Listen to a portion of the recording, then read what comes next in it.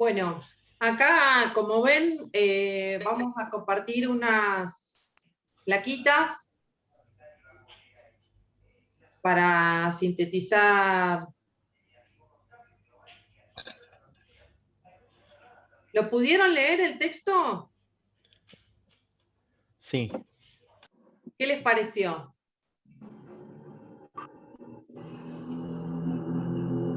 Les escucho.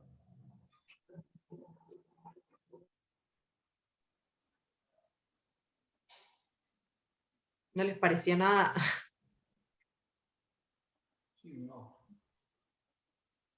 Yo todavía no lo vi a ese. Bien. Bueno, recuerden que después esta clase nosotros la subimos a... la subimos al aula. Quienes aún todavía no se pusieron con el texto, la sugerencia es que lo vean, porque les va a brindar una serie de herramientas que les pueden ser útiles, no solo para realizar las actividades, sino para ya ir pensando ciertas propuestas de cara a lo que es el trabajo final y la reflexión, digamos, sobre las prácticas educativas. Bueno, ahí estamos. Perfecto, vamos a arrancar.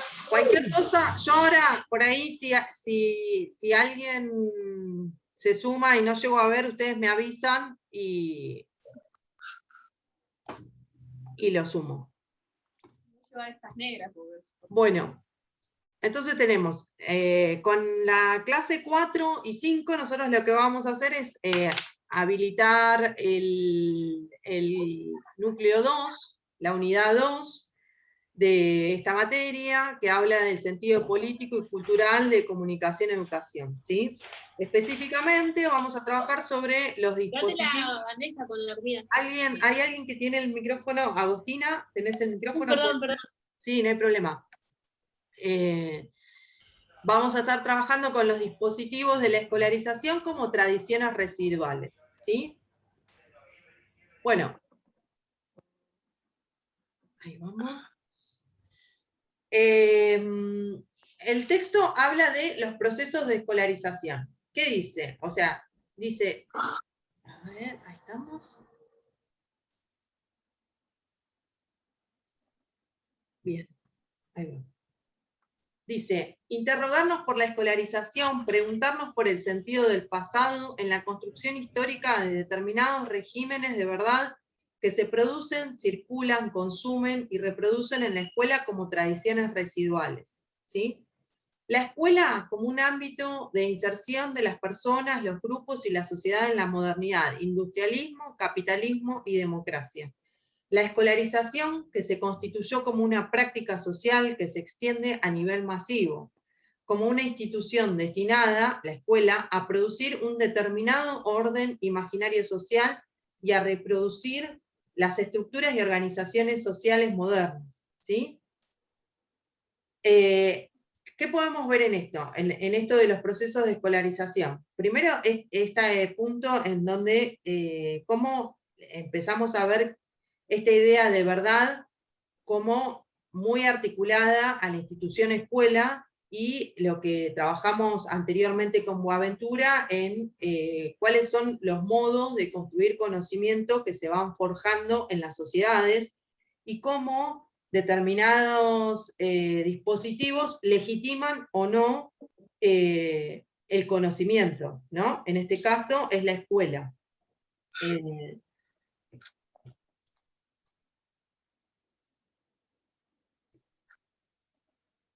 Tenemos algunos principios estructurales del proceso de escolarización.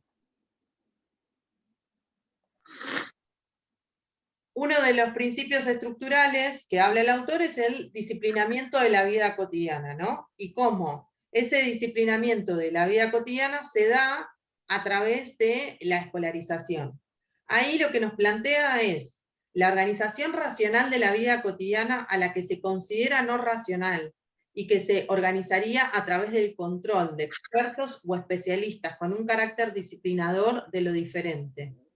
Después aparece el poder ejercido a través de una organización reticular, no se aplica en los sujetos, sino que transita a través de ellos. El poder disciplinario panóptico que configura la disposición de los espacios y los cuerpos y las formas de relación. El saber que producen las disciplinas es un saber clínico, cuyo discurso se apoya en la norma, discurso de la normalización. El único portador del saber en la escuela es el maestro, ¿sí? Entonces, ahí algunas cuestiones. El poder disciplinario necesita de un sujeto sometido, y dicho sometimiento necesita también una justificación racional para ser aceptado por aquel. Este tipo de poder es uno de los grandes inventos de la sociedad burguesa. La figura del poder disciplinario es el panóptico, ¿sí? Dentro del panóptico aparece algo que estuvimos charlando hace un ratito en relación a la disposición de los espacios, la arquitectura, los cuerpos y las formas de relacionarnos en cada institución, ¿sí? Si prestamos atención y recordamos cómo eran nuestras escuelas, vamos a ver que la arquitectura de esos espacios también está pensada desde una lógica moderna en donde aparece esta figura del panóptico, ¿sí? En donde muchas veces está hasta determinado en qué espacios, pienso por ejemplo, vuelvo como a mi biografía y pienso en el patio de la escuela, como el espacio donde se pueden dar las prácticas que tienen que ver con el ocio, con la celebración, con el goce, bueno, cómo dentro de esa institución cada espacio está determinado para cierta práctica, ¿no? Bueno, eso habla, y a su vez esta cuestión de la figura del panóptico ejercida en la totalidad de la institución, ¿sí?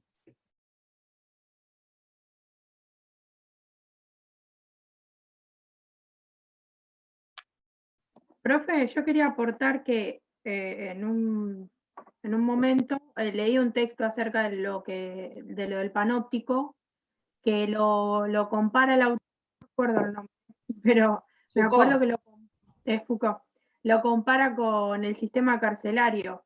Claro.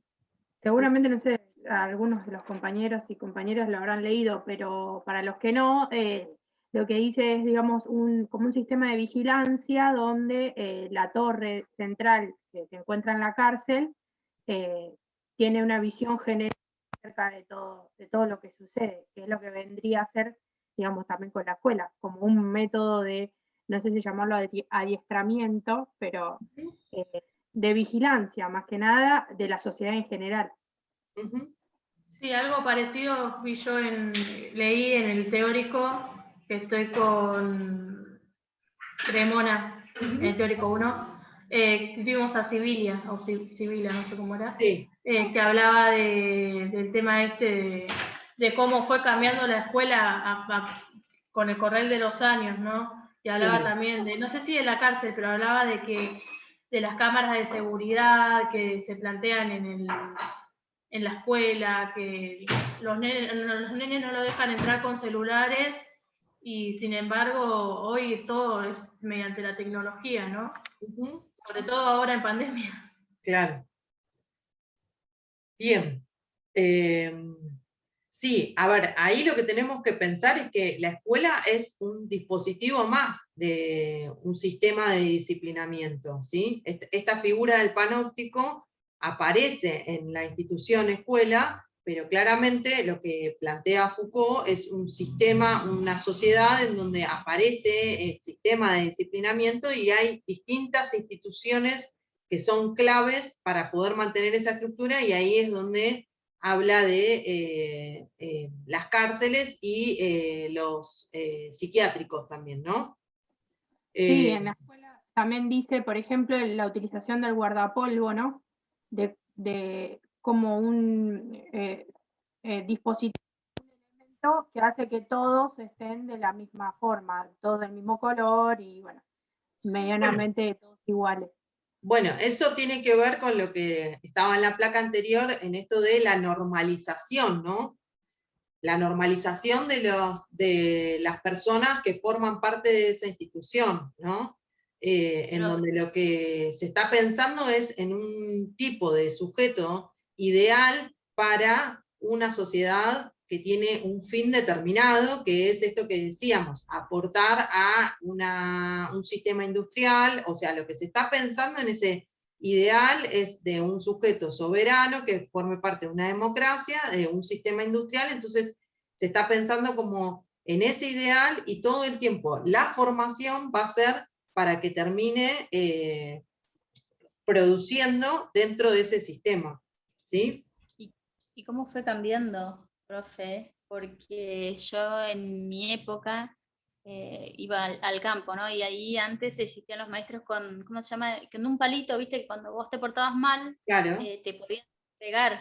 Uh-huh. Y el maestro siempre tenía la razón. Entonces, si el maestro lo decía, olvídate, después te castigaban en tu casa. Claro, exactamente.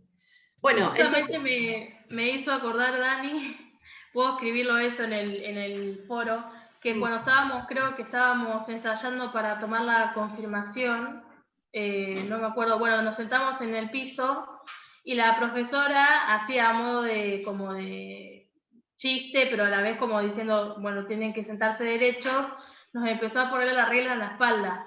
Claro. No nos pegó, obviamente, nos ponía la regla en la espalda nomás para que nos sentamos derechos.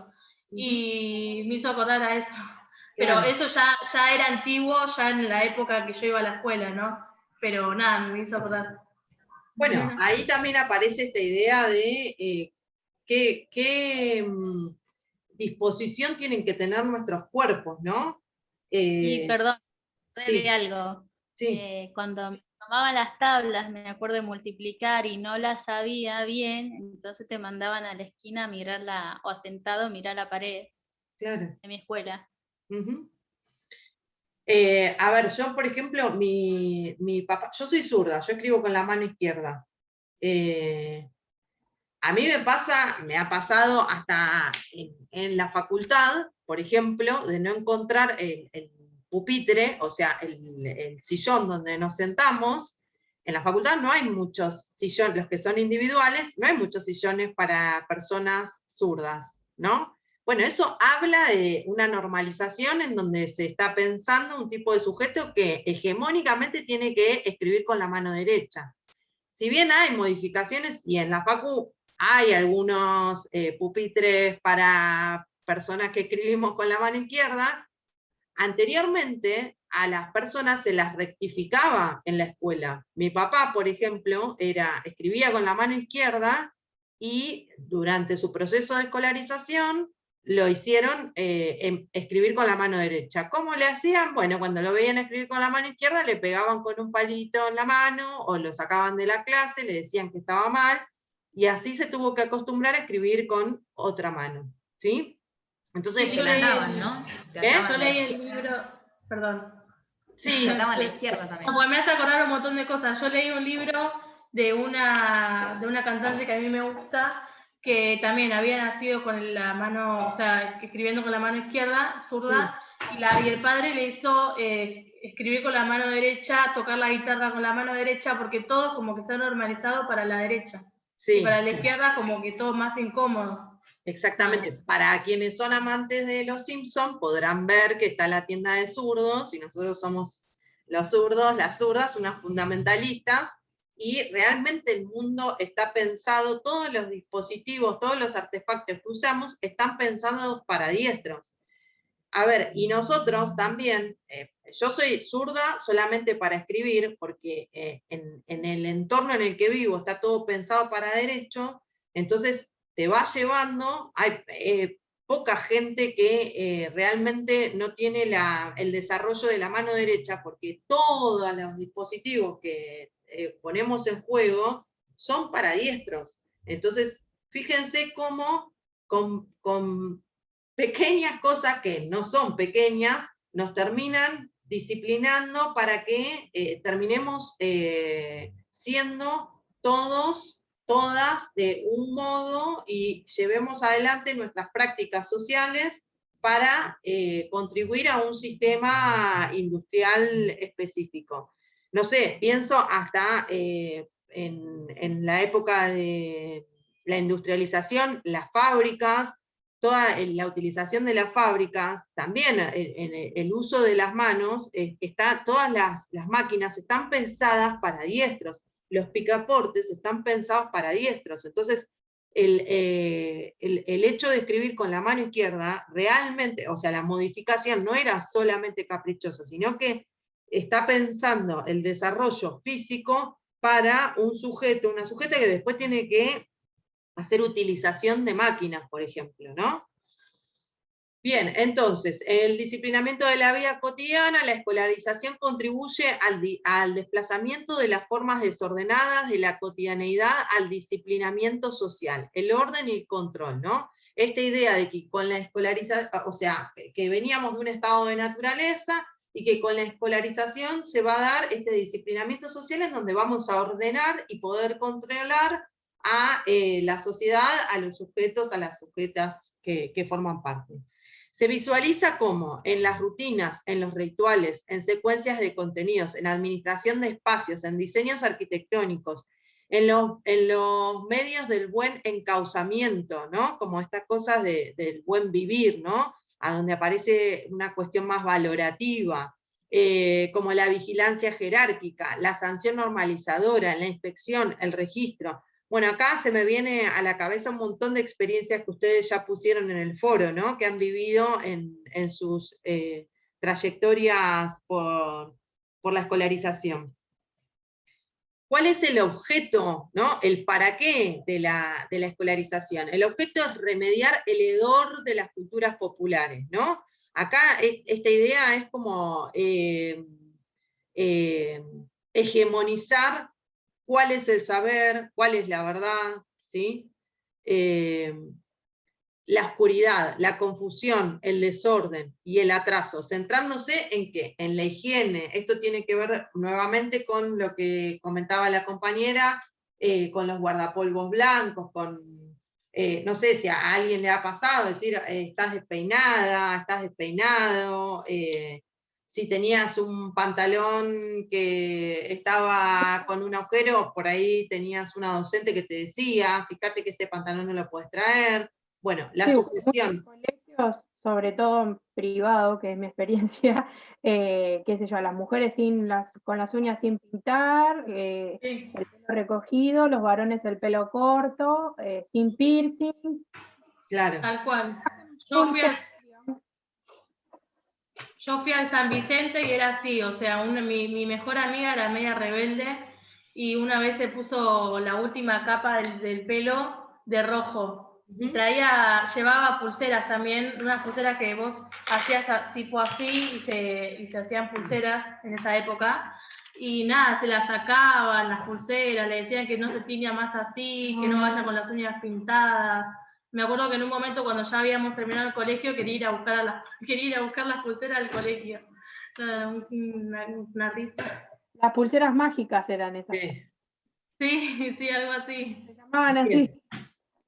Bueno, entonces se centra la escolarización en la higiene, la sujeción, la corrección, la disciplina, el orden, las buenas costumbres y la clasificación, ¿sí?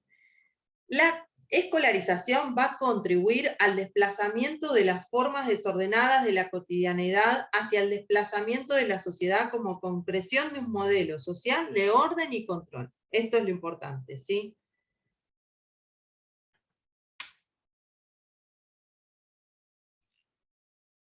La escolarización entonces es una estrategia de racionalización, ¿sí? La figura de la maestra, que es algo que me parecía importante recuperar, que aparece ahí en el texto una mención, es importante en este sistema, ¿no? Y ahí aparece la figura de Sarmiento como el padre fundador de las escuelas, ¿no? ¿Y por qué Sarmiento cree que la figura de la maestra digo, para que lo pensemos en clave de género y cómo Sarmiento lo pensó? Él pensó que tenía que ser una persona la que esté coordinando o educadora mujer, ¿por qué? Porque habla de la ductilidad femenina. Él dice que es estratégica por su ductilidad femenina para pasar del estado de naturaleza a la sociedad civilizada, ¿sí?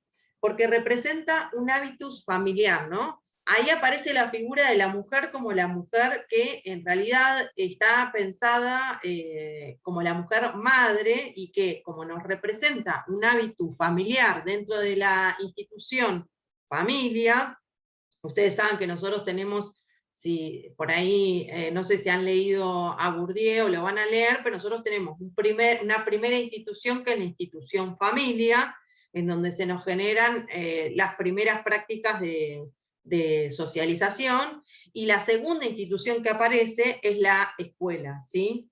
Entonces, esa estrategia que plantea Sarmiento tiene que ver ahí con la figura de la mujer pensada como madre, ¿sí?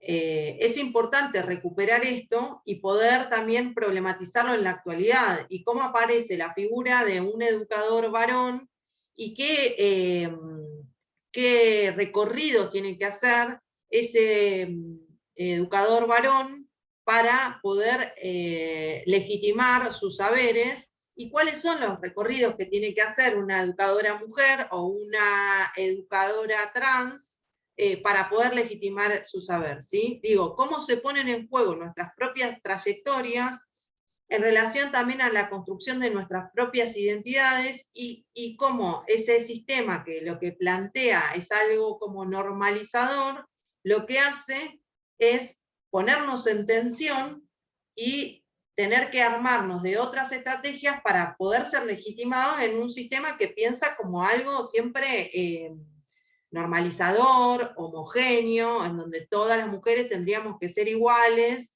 y tendríamos que estar pensadas en la sociedad como este igual de mujer madre, ¿no? O la presencia en esa primera socialización en la familia como el estado de naturaleza, en donde siempre hay una presencia sobre la educación primordialmente femenina. Bueno, para ir cerrando, nos quedan dos plaquitas más. El texto después habla de estas tensiones estas tensiones no, cuál es el objetivo, digamos, de pensar el proceso de escolarización, poniendo en evidencia las diferencias que hay en una cultura popular versus la cultura letrada, ¿no? Que la cultura letrada es una de los ejes que más se trabaja en el proceso de escolarización y en la institución escuela. Acá tienen el cuadro que habla, bueno, dice, en el medioevo, cultura popular medioevo, cultura letrada, occidente capitalista. Esto tiene que ver también cómo fue el paso a la modernidad y qué características tiene una sociedad moderna, ¿no? Digo como para que nos situemos en qué momento se genera la institución escuela. ¿Y por qué hoy la escuela transita las crisis que transita? Porque en realidad el origen de la escuela era uno que tenía que ver con una sociedad moderna, y hoy lo que nos pasa es que habitamos una escuela que todavía tiene esos residuos, esas prácticas residuales modernas, y que entran en tensión con las prácticas actuales, ¿sí? Por eso es importante poder irnos un poquitito para atrás y pensar en ese origen de la escuela. Aparece una multiplicidad de lógicas en la cultura popular, eso se evidenció, por ejemplo, en los trabajos que ustedes presentaron en relación a los modos de construcción de conocimiento, las distintas maneras de transmitir el conocimiento, en donde no hay una lógica única, ¿sí? Como aparece en la cultura letrada. Después habla de los saberes particulares y territoriales, digo también para que tengamos en cuenta el texto de Boaventura, ¿no? Que recupera un poco lo que nos plantea, es una estrategia de producir conocimiento, la ecología de los saberes y la importancia de la particularidad y de nuestros territorios, ¿no? La producción de conocimientos desde una ecología de los saberes, desde el sur, pensado desde nuestro propio origen, y no la reproducción de un modo de producción de conocimiento tal cual lo planteó Sarmiento cuando hablaba cuando planteaba esto de, bueno, la escuela lo que va a hacer es pasar a una sociedad civilizatoria teniendo como norte, como origen, lo que pasaba en Europa, ¿no?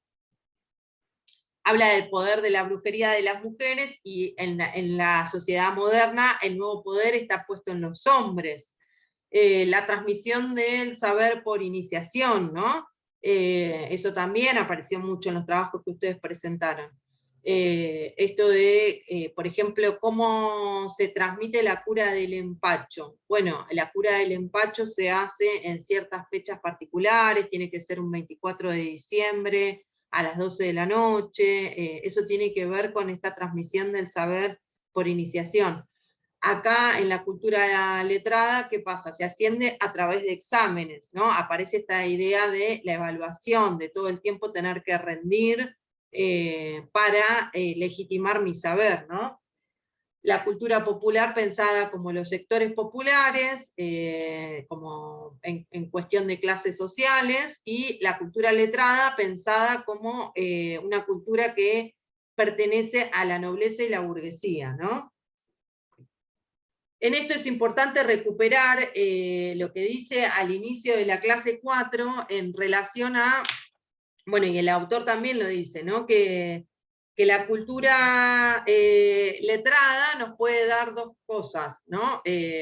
Por un lado, habla de la posibilidad de tener una sociedad más igualitaria en términos de acceso al saber, o lo que puede hacer es potenciar una brecha social en donde se genere aún mayor desigualdad. Por eso hay algo que nosotras siempre manifestamos con este texto, o sea, trabajamos en paralelo, que la idea no es que nosotros denigremos a la escuela pública y pensemos que la escuela no sirve para nada, sino todo lo contrario, que podamos resignificar y que pensemos en una construcción de conocimiento en la escuela pública que nos permita generar una visión de mundo crítica, ¿no? En donde podamos tener en cuenta estos escenarios actuales sin reproducir un sistema de saber que tiene que ver con una cultura pensada desde la modernidad, ¿sí? Por eso es importante que tengan en cuenta esto, más allá de que muchas veces nos vamos a encontrar laburando desde un lugar crítico sobre la escuela, que la transformación se tiene que dar al interior de la escuela, no es que es afuera de la escuela,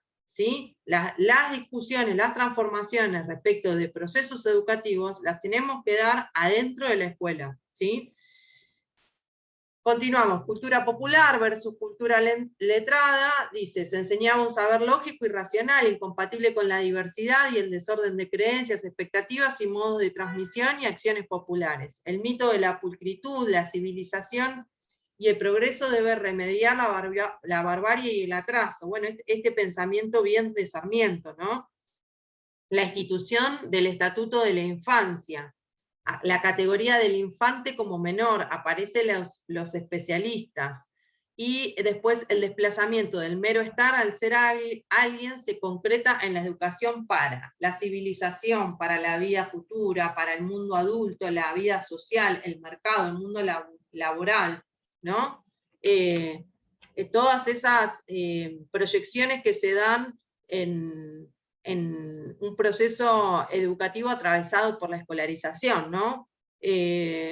Nosotros tenemos la convicción de que pasar por la escuela nos va a permitir ser alguien dentro de la sociedad. De la oralidad a la escritura, el paso de las culturas orales a la lógica escritural. La cultura oral necesita de un interlocutor, la palabra oral está ligada a la experiencia y al contexto. La escritura provoca una reestructuración de la conciencia. También acá es el paso de los sentidos, ¿no? Cómo aparece en la oralidad la escucha, como primordial, y nos centramos en la lógica escritural, en lo visual, ¿no? Y como eso va modificando también nuestras prácticas.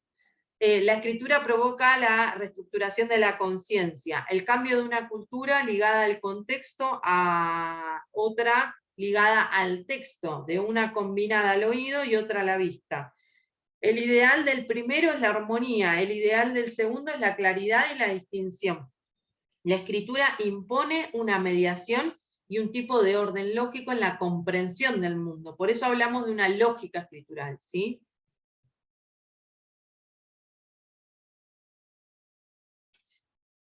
Y la última plaquita tiene que ver con el paso del estado de naturaleza al estado de sociedad. Esto también es algo que lo pregona Sarmiento, y lo que dice es: el paso de la naturaleza a la sociedad es garantizado por la escolarización, a través de la incorporación de los individuos a la vida social moderna.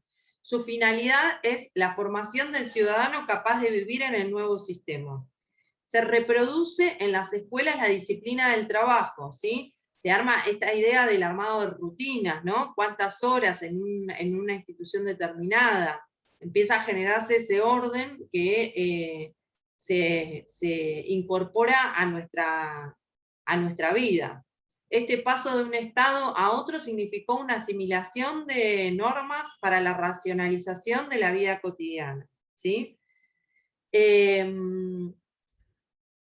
Una de las cuestiones importantes, que ya lo mencioné, pero que me parece que está bueno recalcar, es que la alfabetización entonces supone dos cuestiones. Una, que puede ser que se genere la igualación social, es decir, que se democratiza y universaliza el saber, el desarrollo de la cultura popular.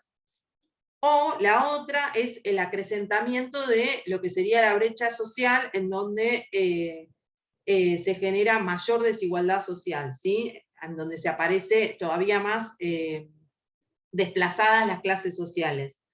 Digo esto porque también muchas veces cuando trabajamos este texto aparece como esta idea de, bueno, al final entonces la lógica escritural que nos remite a la herramienta de la lectoescritura, entonces contribuye solamente a un sistema capitalista y de producción. Bueno, no, nos da una herramienta, si no pensemos también en el trabajo que ha realizado el pedagogo Freire en relación a la lectoescritura en Brasil, y la importancia de poder tener esa herramienta como una herramienta que, si la trabajamos desde otra mirada que no sea la mirada de una sociedad moderna y pensando en un sujeto ideal de producción, es una práctica que nos permite generar igualación social, ¿sí? Bien, vamos a cerrar la pantalla.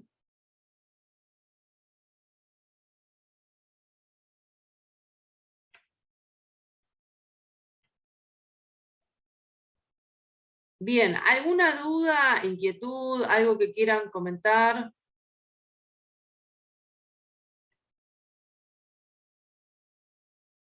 A ver, acá tengo dos chats. Ah, está bien. No estaría encontrando... A ver, acá. Profe, igual toda esta filmina fue el resumen de la primera parte del texto, ¿no es cierto? Claro, ahí está. Este es el resumen de la primera parte del texto, en donde lo que hace es una descripción de esto, cómo se llevaron a cabo los procesos de escolarización y el para qué de la escolarización, ¿no? ¿Cuál fue el objeto de la escolarización en ese sistema?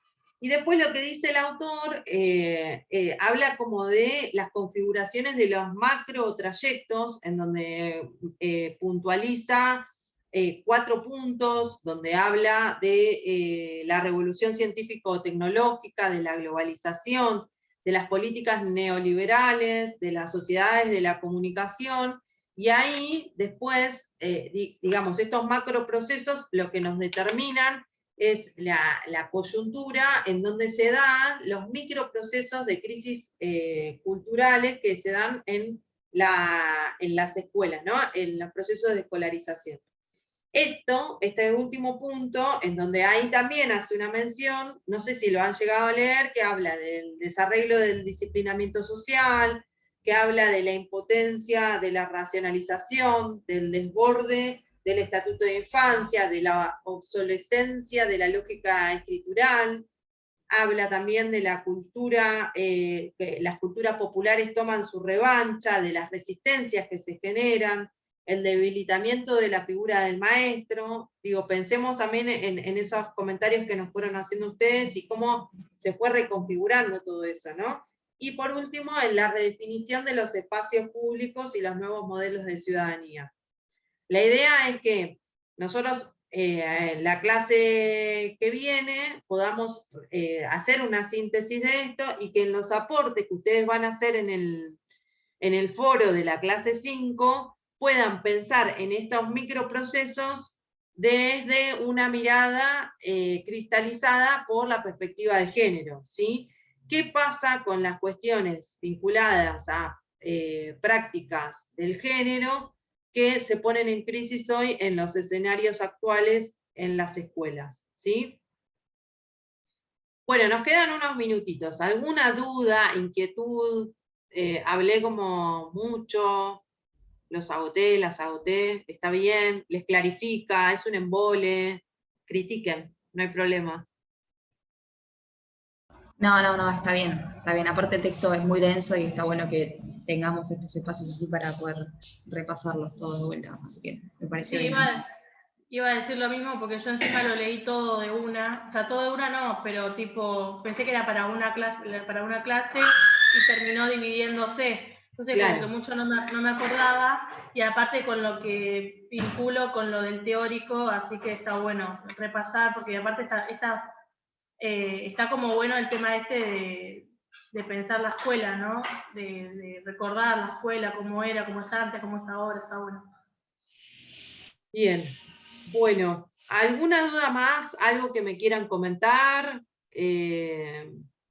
Para mí es importante que ustedes me digan, que me frenen, si notan que algo que no entienden o que no les cierra algo, si no les gusta que yo arme estas plaquitas, me lo dicen y pensamos otras dinámicas, ¿sí?